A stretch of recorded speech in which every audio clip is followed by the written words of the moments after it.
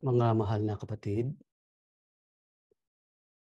mula po nang pumanaw si kapatid na Eranio G. Manalo, 14 na taon na ang lumilipas ay bumangon ang marami at mabibigat na suliranin sa iglesia na nag-ugat sa katiwalian at kawalang katarungan ng kasalukuyang mga tagapanguna nito. Inakala po ng maraming tumindig na mga defenders at mga silent defenders na hindi magtatagal at babalik ang iglesia sa dati nitong maayos, banal, at maluwalhating kalagayan. Subalit, ang kabaliktaran po ang nangyari. Hindi nalunasan ang mga suliranin, bagkos ay lumala pa. Nakalulungkot po na ang gayong nagtatagal na mga suliranin sa iglesia ay naghahayag ng masakit na katotohanan ng ang dyablo o si Satanas ay hindi nagpapahinga ni naglilikat sa pagsasakatuparan ng masama niyang hangarin na sirain ang pananampalataya ng mga lingkod ng Diyos ngayon. At gayon nga ang nangyari sa iba. Dahil sa pagkainip, sa paghihintay, sa pagbabagong kanilang inaasahan, marami ang nasira na ang pananampalataya at humangga nga ang iba sa paggawa ng mga maling hakbang na naglayo sa kanila sa Diyos. Mga kapatid, kung nangyari yun sa iba, hindi po tayo dapat pumayag na mangyari rin yun sa atin. Kaya pag-aaralan natin ang leksyong ito upang maingatan natin ang ating pananampalataya sa kabila ng kasalukuyang kalagayan ng iglesia. Simulan po natin ang ating pag-aaral ng leksyong ito sa tanong na, dapat ba tayong magtaka? Kung ang bumangong mga suliranin sa iglesia ay nagpapatuloy sa pag-iral at lumalala pa? Pakinggan ninyo nakasulat sa unang Pedro 5:8 hanggang 9. Kayo'y maging mapagpigil, kayo'y maging mapagpuyat. Ang inyong kalaban na dyablo, na gaya ng liyong umuungal ay gumagala na humahanap ng masisila niya, na siya'y labanan ninyong matatag sa inyong pananampalataya, yamang inyong nalalaman na ang mga gayong hirap ay nagaganap sa inyong mga kapatid na nangasa sanlibutan. Dapat po ba tayong magtaka? Kung ang bumangong mga suliranin sa iglesia nagpapatuloy sa pag-iral at lumalala pa, hindi po tayo dapat magtaka. Bakit po? Sapagkat ang sabi ng Biblia, ang inyong kalaban na dyablo o si Satanas ay gaya ng liyong umuungal na gumagala at humahanap ng masisila o mapapatay niya. Alam po natin na kapag nagutom ang leon, tumitindi ang instinct nito na humanap ng mabibiktima at halos walang makapigil dito. Ganyan po ang dyablo sa atin na mga lingkod ng Diyos ngayon. Laging nakaabang, humahanap ng tiyempo o ng pagkakataon para tayo ay sakmalin at silain. Kaya dapat tayong laging nakahanda upang labanan ng dyablo at ipagsanggalang ang ating sarili upang huwag niya tayong mabiktima. Mamaya po ay aalamin natin kung paanong mabisang pakikipaglaban at pagtatanggol ng ating sarili sa dyablo. Subalit alamin muna natin, bakit po gutom na gutom at galit na galit ang dyablo ngayon na parang liyong umuungal na humahanap ng masisila niya? Pakinggan natin ang sagot dito po sa Apokalipsis sa 12. Ang talata po ay 12. Ganito ang sinasabi. Sa aba ng lupa at ng dagat, sapagkat ang diablo'y bumaba sa inyo na may malaking galit sa pagkaalam niya na kaunting panahon na lamang mayroon siya. Bakit po gutom na gutom at galit na galit ang dyablo ngayon? Na parang liyong umuungal na humahanap ng masisila niya sapagkat alam niya na kaunting panahon na lang ang nalalabi sa kanya at ibubulid na siya sa walang hanggang kaparusahan.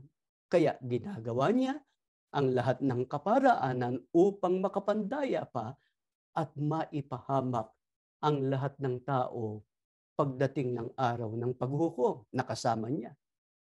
Nagtagumpay ba siya upang dayain ang buong sanlibutan? Opo. Liban sa mga tunay at tapat na mga lingkod ng Diyos na nasa loob ng kanyang bayan. Paano po niya dinaya ang mga tao sa daigdig? Sa pamamagitan ng kanyang maraming mga lalang o schemes. Kabilang diyan ang pagpupunla ng mga maling aral at maling paniniwala na nagbunsod sa pagtatatag ng huwad na mga relihiyon sa mundo. Nariyan din ang lahat ng uri ng tukso na nagbulid sa marami sa paggawa ng iba't ibang uri ng kasalanan na nagpahiwalay sa kanila sa Diyos. Ang pilit na sinisira ng dyablo sa kaunting panahong nalalabi sa kanya ngayon ay tayo na mga kabilang sa bayan ng Diyos upang hindi rin tayo maligtas pagdating ng araw ng paghukom kasama niya at lahat ng mga nadaya niya. Hindi po tayo dapat pumayag na padaya at padaig sa dyablo. Labanan natin siya. Paano ang tama at mabisang paraan ng pakikipaglaban at pagsasanggalang ng ating sarili sa dyablo upang hindi niya tayo mabiktima? Balikan po natin ang unang Pedro 5:8 at 9. Meron po tayong dapat na mapansin. Kayo'y maging mapagpigil. Kayo'y maging mapagpuyat. Ang inyong kalaban na dyablo na gaya ng liyong umuungal ay gumagala na humahanap ng masisila niya na siya'y labanan ninyong matatag. Sa inyong pananampalataya, yamang inyong nalalaman na ang mga gayong hirap ay nagaganap sa inyong mga kapatid na nangasa sanlibutan. Sa kabila po ng katotohanan na ang ating kalaban na dyablo ay makapangyarihan at mabangis na itinulad nga sa liyong umuungal, meron tayong magagawa upang labanan siya at ipagtanggol ang ating sarili. Sapagkat binigyan po tayo ng Diyos ng perpektong kaalaman kung paano natin lalabanan at dadaigin ang dyablo. Ang sabi ng Biblia, siya'y labanan ninyong matatag sa inyong pananampalataya. Kayo'y maging mapagpigil. Kayo'y maging mapagpuyat o maging mapagbantay. Kaya ang pananampalataya ang pinakamabisang kalasag at sandata natin laban sa dyablo at sa mga kinakasangkapan niya. Ngunit alin ang pananampalataya na maaari at dapat nating gamitin sa paglaban sa dyablo o kay Satanas? Ang tunay na pananampalataya. Meron ba tayo noon? Meron po. Paano po natin natamo o natanggap ang tunay nating pananampalataya? Basahin natin ang sagot sa Roma, sa 10:17, babasahin ko rin ang 14 at 15. Kaya nga ang paniniwalay nanggagaling sa pakikinig. At ang pakikinig ay sa pamamagitan ng salita ni Kristo. Paano nga silang magsisitawag doon sa hindi nila sinampalatayanan at paano silang magsisisampalataya sa Kanya na hindi nila napakinggan?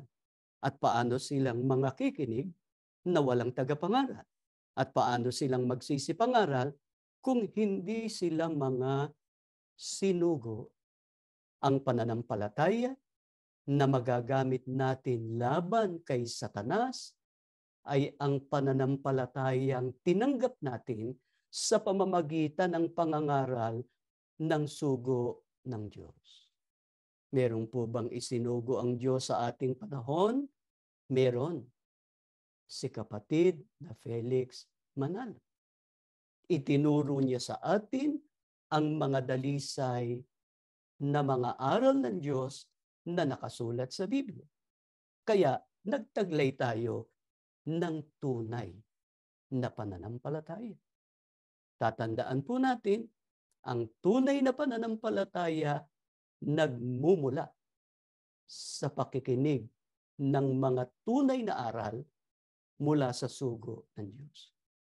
Kaya pagka hindi isinugo ng Diyos ang nangaral, yung pananampalatayang taglay ng tao, hindi tunay na pananampalataya yun.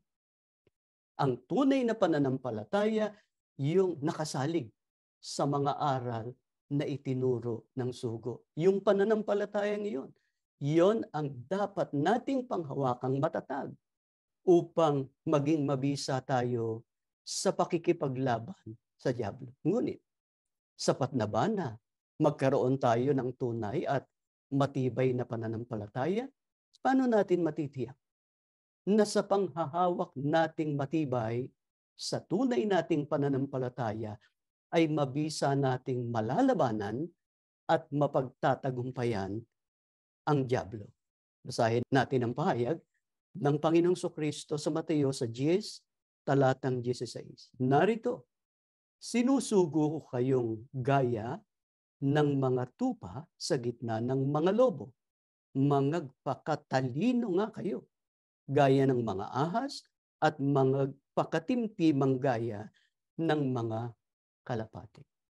Ang matibay nating panghahawak sa tunay nating pananampalataya ay dapat nating lakipan ng tamang attitude upang mabisa nating malabanan ang dyablo. Sinabi ng Panginoong Kristo, magpakatalino kayo, gaya ng mga ahas, at magpakatimtiman o maamo, gaya ng mga kalapati. Tandaan po natin na ang dyablo o si Satanas, na siyang pangunahin nating kaaway, ang tinutukoy sa Apokalipsis 12:9 na matandang ahas. Siya ay matalino. Kaya hindi tayo dapat maging kampante o panatag. Oo't limitado tayo sa pamamaraan, subalit dapat at maaari pa rin tayong maging mas matalino kaysa sa Kanya, sapagkat binigyan tayo ng Diyos ng tunay at perpektong kaalaman o pagkaunawa at karunungan sa Kanyang mga salita. Dapat po nating tularan ang Panginoong Kristo. Nang siya ay tuksohin ng dyablo, ginamit niya laban sa dyablo ang nakasulat na mga salita ng Diyos. Kaya nagtagumpay siya. Iniwan siya ng dyablo. Alam natin na mula pa noong una at magpahanggang ngayon ay gumagamit ang dyablo ng kanyang mga kasangkapan sa pandaraya sa mga tao. Tulad ng kanilang amang dyablo, naging eksperto sila sa pagbaluktot sa mga nakasulat na mga aral ng Diyos, kaya naman marami ang naligaw, naiinip, o nawawala ng pag-asa, maging sa panig nga ng mga bumangong mga defenders at silent defenders. Dapat po ba tayong mainip o mawala ng pag-asa kung ang bayan ng Diyos ngayon ay binabalot ng mabibigat na suliranin at patuloy pang lumalala? Pakinggan po ninyo ang pahayag ng lingkod ng Diyos na si David na nakasulat sa awit sa 27, talatang 14. Mag-antay ka sa Panginoon. Ikaw ay magpakalakas at magdalang tapang ang iyong puso, oo, umasa ka sa Panginoon. Dapat po ba tayong mainip o mawala ng pag-asa kung ang bayan ng Diyos ngayon ay binabalot ng mabibigat na suliranin at patuloy pang lumalala? Hindi po. Bakit po? Sapagkat may Diyos tayo. Ang sabi ng Haring si David, mag-antay ka sa Panginoon, umasa ka sa Kanya. Hindi sinabing mainip ka na sa paghihintay. Mawalan ka na ng pag-asa. Sa halip ay sinabi niyang ikaw ay magpakalakas at magdalang tapang ang iyong puso at umasa ka sa Panginoon. Mga kapatid, sa bigat at sa dami ng mga suliranin ng iglesia ngayon, ang pagkilos ng Panginoon ang dapat nating hintayin at asahan. Hindi po ang leader. Hindi po ang tao. Pagka ang leader, pagka ang tao, ang ating inasahan, hindi malulutas ang anumang problema sa iglesia. Kahit magaan pa. Lalo na ang mabibigat, ang malalalang problema. Si David po ang nagsasalita sa talatang ito. Siya po yung leader o hari noon sa bayang Israel. Pero kanino niya hinikayat ang bayan ng Diyos na maghintay at umasa? Sa Panginoong Diyos. Ano po ba ang katumbas na maghintay sa Panginoon? Basahin natin ang nakasulat dito sa Santiago sa 5:7 hanggang 8. Ganito ang sinasabi. Kaya nga't magtiyaga kayo, mga kapatid, hanggang sa pagdating ng Panginoon. Tingnan ninyo ang magsasaka. Buong tiyaga niyang hinihintay ang mahalagang bunga ng kanyang bukirin at ang pagpatak ng una at huling ulan. Dapat din kayong magtiyaga. Tibayan ninyo ang inyong loob sapagkat nalalapit na ang pagdating ng Panginoon. Ang paghihintay sa Panginoon ay katumbas po ng pagiging matyaga. Ang dahilan kung bakit sinabi ng Biblia na dapat tayong maghintay ng matyaga sa Panginoon at magpakalakas ng ating loob ay dahil alam ng Diyos na makararanas tayo ng malaking pagsubok at pagdurusa sa pagtataguyod ng banal nating tungkulin sa isang yugto ng panahon. Sabihin pang sa mahabang panahon. Gaano ba tayo dapat maging matyaga sa paghihintay? Ayon kay Apostol Santiago, dapat tayong maging matyaga tulad ng mga magsasaka na naghihintay sa mahalagang bunga ng kanyang bukirin. Hindi na natin kailangang maging tunay pang magsasaka para maintindihan natin ang sinasabing ito ni Apostol Santiago. Alam natin lahat kung gaano katyaga ang mga magsasaka. Ang panahon ng paghihintay para sa lupa upang magbunga ng pananim na aanihin ay mas mahaba kaysa aktual na panahon na ginugugol sa pagtatanim. Ang isang magsasaka ay patuloy na naghihintay sa panahong siya ay mag-aani ng mga bunga ng kanyang pagsusumikap. Gayong walang kasiguruhan na mangyayari yun dahil sa posibleng pagdating ng mga kalamidad. Hindi ba ganun nga ang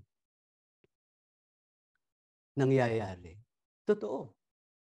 Pagka ang bukirin ay namunga ng sagana at walang kalamidad, nakasisiya sa mga magsasaka. Marami silang ani. Pero may mga pagkakataon dumarating ang kalamidad.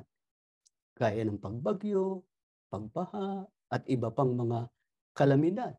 Subalit, nagpapatuloy na umaasa ang mga magsasaka, matiyagang naghihintay sa pagdating ng pag-ani.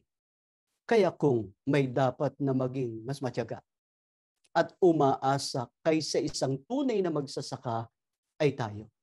Dahil meron tayong makapangyarihang Diyos na may matibay na mga pangako sa kanyang bayan. Bakit po dapat tayong lubos na sumampalataya at umasa sa katuparan ng mga pangako ng Diyos sa atin? Pakinggan nyo, nakasulat dito sa mga bilang 23:19. Ang Diyos ay hindi tao na magsisinungaling, ni anak ng tao na magsisisi. Sinabi ba niya at hindi niya gagawin, o sinalita ba niya at hindi niya isasagawa? Hindi po nagsisinungaling ang Diyos. At walang pag-aalinlangan na kaya at tutuparin niya ang lahat ng kanyang mga ipinangako. Bakit po kaya at tutuparin ng Diyos ang anumang ipinangako niya sa atin? Pakinggan niyo, nakasulat dito po sa Lucas 1, talatang 37, ganito ang sinasabi. Sapagkat walang hindi mapangyayari ang Diyos. Pag binasa po natin yan sa ang salita ng Diyos, sapagkat walang imposible sa Diyos. Ang Panginoong Hesukristo mismo ang nagbigay sa atin ng katiyakan, ng kasiguruhan, na walang hindi mapangyayari ang Diyos o walang imposible sa Diyos. Kaya niyang tuparin ang lahat ng kanyang ipinangako dahil makapangyarihan siya sa lahat. Ang dapat nating gawin ay lagi nating alalahanin at asahan ang mga pangako ng Diyos sa kanyang sugo sa mga wakas ng lupa at sa gawaing ipinagkatiwala niya sa kanya. Sa pananaw ng iba, imposible. Sa isang taong inihalin tulad sa isang uod, sapagkat ang sugo ay itinulad sa uod na Hakob, ayon sa nakasulat sa Isaias 41:14 hanggang 15 na giikin ang mga bundok at didikdiking durog ang mga ito at gawing mga burol na parang ipa. Isipin ninyo, uod, pero gigiikin ang mga bundok at didikdiking durog at gagawing ang mga burol na parang ipa. Ngunit sa tulong ng Diyos, ang uod na Hakob o ang sugo ng Diyos sa mga huling araw ay nagtagumpay laban sa mga malalaki at makapangyarihang mga relihiyon na umiiral na noon sa kapanahunan niya. Itinulad sa mga bundok at mga burol. Hindi lang yan ang pangako ng Diyos. Nangako rin ng Diyos na hindi niya siya pababayaan. Aalalayan niya ng kanang kamay ng kanyang katwir. Hindi lang ang sugo ang pinangakuan ng Diyos, maging ang bunga ng kanyang pagpapagal o ng kanyang pangangaral. Ang Iglesia ni Cristo sa mga huling araw. Pinangakuan ng Diyos ang Iglesia na hindi niya ito pababayaan o daraan sa mabibigat na pagsubok, parang ginto na pinadadaan sa apoy, pero pagka sila'y tumawag sa Panginoon Diyos, sa panahon ng pagsubok, pakikinggan sila ng Panginoon Diyos. Dapat din nating maalala na ang Iglesia ang darat na ng pag-aani o ng araw ng paghuhukom. Sa Iglesia magmumula ang mga taong ihaharap sa ating Panginoong Kristo sa pagbabalik niya. Ang Iglesia ay ihaharap sa Panginoong Kristo na banal, walang batik, walang dungis, o anumang kulubot na karapat-dapat sa kaligtasan. Nakasulat yan sa Apokalipsis 14:12 hanggang 15 at Efesos 5:27. Kung iingatan po natin ito sa ating puso't isipan, mananatili tayong matyaga. hindi tayo mawawalan ng pag-asa. Ano po ang katunayan? Ang mga tunay na lingkod ng Diyos na matiyagang naghihintay sa pagkilos ng Diyos ay hindi mawawala ng pag-asa sa magagawa niya para sa kanila. Pakinggan niyo nakasulat dito po sa Isayas sa 40, talatang 31. Ganito ang sinasabi. Ngunit silang nangaghihintay sa Panginoon ay mga babagong lakas. Sila'y paiilang lang na may mga pakpak na parang mga agila. Sila'y magsisitakbo at hindi mga papagod. Sila'y magsisilakad at hindi manganghihina. Mga kapatid, hindi po ba ito ang patuloy na nararanasan natin na ginagawa ng Diyos sa atin? Dahil sa ating matibay na pananampalataya at pagtitiwala sa Diyos, nananatili tayong matatag at buong tapang na ipinakikipaglaban ang ating pananampalataya. Oo, tumatanda tayo. Nagkakasakit. Nanghihina ang ating katawan. Pero yung ating pagkataong loob, yung ating pananampalataya, hindi nanghihina. Hindi tayo nanghihimagod. Kahit mahabang panahon na ang ginagawa nating pakikipagbaka sa dyablo at sa mga kinakasangkapan niya ngayon na sumisira sa magandang imahe ng iglesia. Sa halip ay matiyaga tayong naghihintay sa pagkilos ng Panginoong Diyos. Kung kailan iaayos ng Diyos ang iglesia. Kung kailan ibabalik ng Diyos sa dating banal, maayos at maluwalhating kalagayan ng iglesia at sa anong kaparaanan niya gagawin yon, siyang nakakaalam nun. Subalit, ang mahalaga sa atin ngayon ay huwag mawawala yung ating pag-asa. Yung pagtitiwala natin sa Diyos at sa Kanyang magagawa. Siya po ang nagpahintulot na ang iglesia ngayon ay dumaan sa mabigat na pagsubok. May mga pagsubok noon sa panahon ng sugo, sa panahon ng naunang namahala, pero hindi kasing bigat ng mga nararanasan natin ngayon. Kung bakit napakabigat ngayon? Sapagkat mismo ang mga tagapanguna sa iglesia ang dahilan ng mabibigat na suliranin sa iglesia. Kung sila sa Diyos nakatingin, kung sila sa Diyos naghihintay, kayang-kayang malunasan ang mga suliranin. Ano ba ang suliranin? Katiwalian? O yung ginawa ng naunang mga tagapangasiwa at tagapamahala sa iglesia. Umuusbong pa lang ang katiwalian, inaagapan na nila. Sinasagkaan na nila. Dinidisiplina yung mga dapat disiplinan. Ano pa ang suliranin? Yung pag-aalitan, hindi pagkakasundo, pagkakagalit, kahit ng mga magkakapatid. Ano ang ginawa ng mga naunang namahala? Kinakausap sila. Pinagkakasundo. Pinapayuhan. Hindi ganoon ang nangyayari ngayon. Sapagkat ang promotor sa pagkakabahabahagi, sa pagkakaalitan, sa pagkakapootan ng maraming mga magkakapatid ngayon ay ang mismo nangunguna sa iglesia.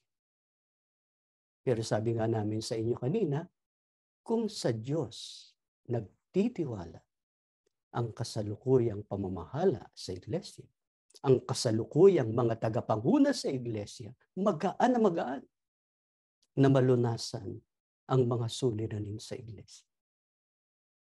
Kaya tayo na hanggang ngayon, malinaw ang ating isip, nakahawak sa pananampalatayang bunga ng ginawang pangangaral sa atin ng sugo at ng naon ng pamamahala, mga kapatid, magpatuloy tayo sa ating ginagawang tapat na paglilingkod sa Diyos. Ang mahalaga sa atin ngayon, ganito man ang ating kalagayan, nakapagpapatuloy tayo sa ating mga pagsamba. At sa bawat pagsamba natin, sa bawat pagtitipong ipinahihintulot ng Diyos na magawa natin, ibinababa niya ang kanyang kapangyarihan. Sa lahat ng bahagi ng ating pagsamba, nararamdaman natin, nililingap ng Diyos ang ating kaluluwa. Kaya, meron tayong kalumbayan, pagka idinulog natin sa Diyos, lulunasan niya, pagagaanin niya ang ating pakiramdam. Meron tayong sakit, pagka idinaing natin sa Diyos, hahaplusin niya ang ating katawan, pagagalingin tayo. Napanghihinaan tayo ng loob dahil sa iba't ibang mga suliranin ng buhay, pinalalakas ng Diyos ang ating loob. Iniaabot niya sa atin ang lunas, ang ating mga pangangailangan upang makapagtaguyod tayo ng ating paglilingkod. Kaya, mga kapatid, itong ganitong mga pagsamba natin, huwag ninyong pababayaan. Dito tayo, pinagkakalooban ng Diyos ng lakas. Dito niya ipinaaalala sa atin ang mga aral na tinanggap natin sa sugo at ang tamang reaksyon, ang tamang attitude sa pagtataguyod ng ating pananampalataya.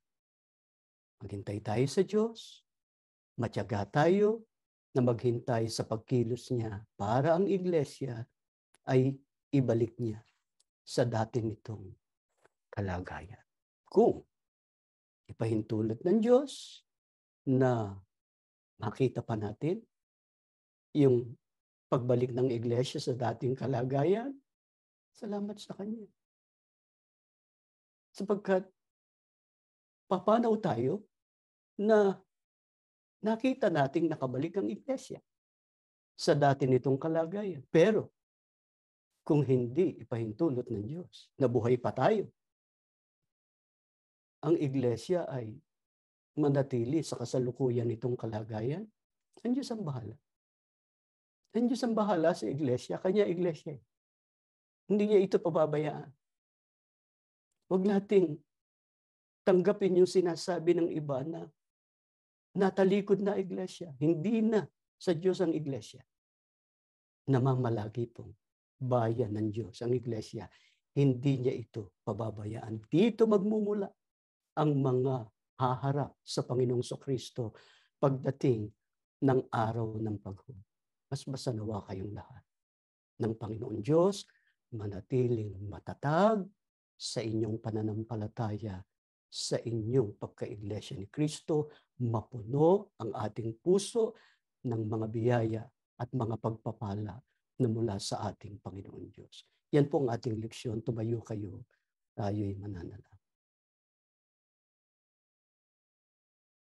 Ama naming Diyos, lubos po kaming sumasampalataya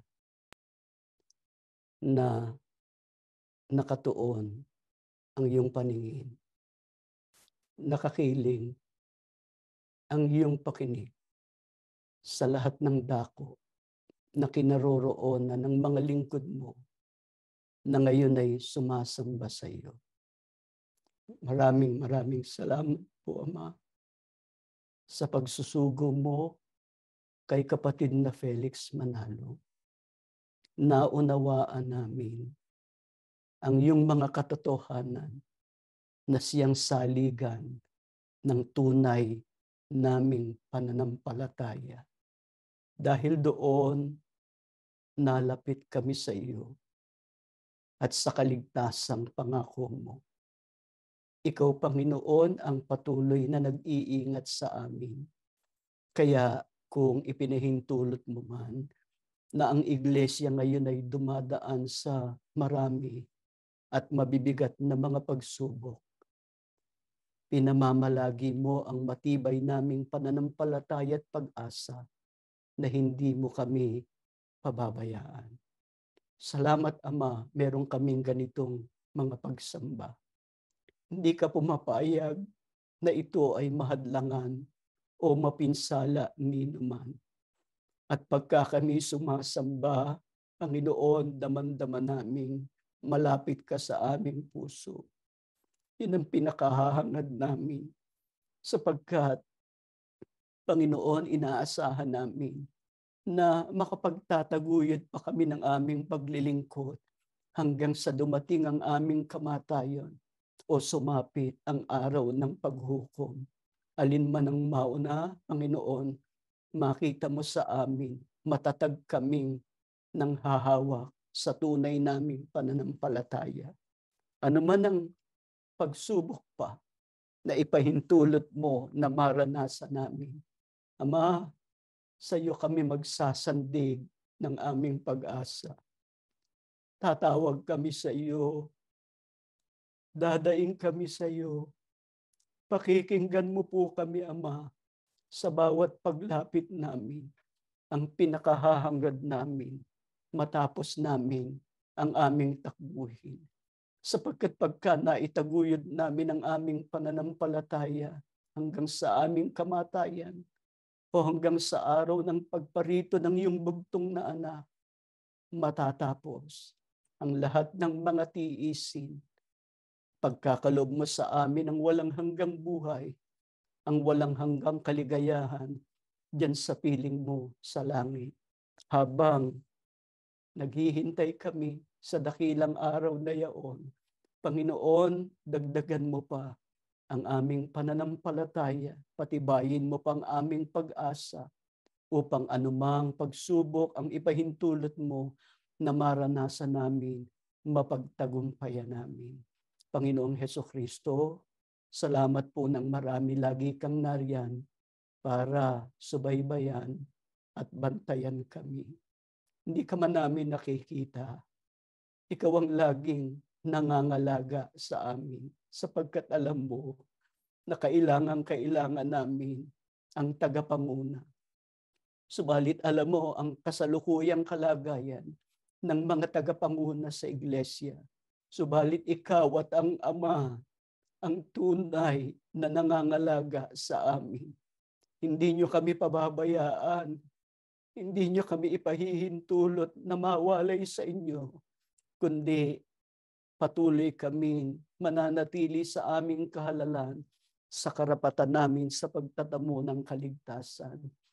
Pagbalik mo, pagka bubuhayin mo ng sugo at ang naunang namahala, at ang mga tapat na iglesia ni Kristo, ipagsama mo kami. Huwag mo pong kalilimutan ang aming sambahayan, ang mga naging pagsasakit namin alang-alang sa iglesia at sa pagtupad ng mga saguting itiniwala niyo sa amin ng Ama. Panginoon, ipakiusap mo na ang aming sambahayan ay matatag na makapanindigan sa aming pagkaiglesia ni Kristo. Ama namin Diyos, bago kami maghiwa-hiwalay, minsan pa nakikiusap kami, lubusin mo ang pakikisama sa bawat isa sa amin. Baka merong mabibigat na suliranin ang mga anak mo, pakinggan mo, lunasan mo ang kanilang mga suliranin. Baka merong may karamdaman, nang hihina na ang katawan, bigyan mo pa ng lakas, dugtungan mo pa ng buhay, parang lakas at buhay namin, magugol pa namin sa paglilingkod. pagharian. Nawa kaming lagi ng kapayapaan, ng pag-iibigan at pagmamalasakitan upang lagi kaming maging karapat-dapat sa iyo. Ama, tumitiwala kaming dininig mo kami, ipinatawad na lubos ang aming mga kasalanan at pagkukulang sa ngalan ng Panginoong Hesukristo na aming tagapagligtas. Amen.